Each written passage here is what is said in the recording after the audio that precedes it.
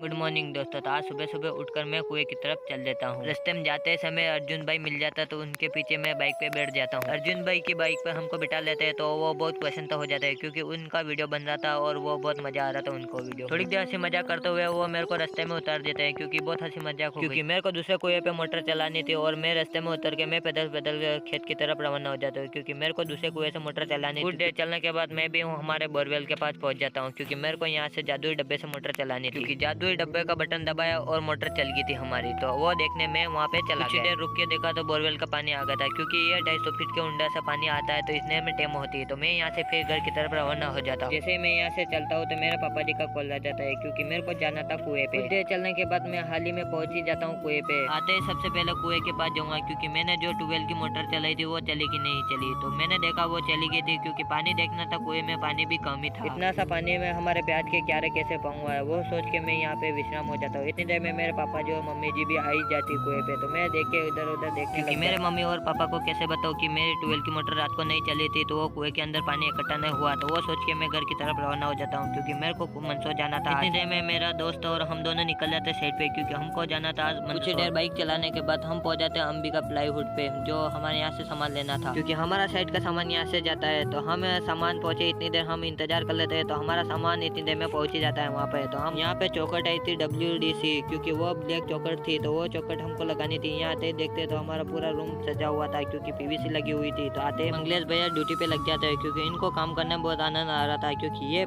चौखट पहली बार आई थी और WCD ये चौखट लगानी बहुत आसान हो रही थी क्योंकि हमको बाद में पता चला कि ये चौखट बहुत कठिन भी थी लगाने। तो मंगलेश भैया चौखट लगाते तो हमारा वीडियो यहाँ समाप्त करते हैं। बोलो जय श्री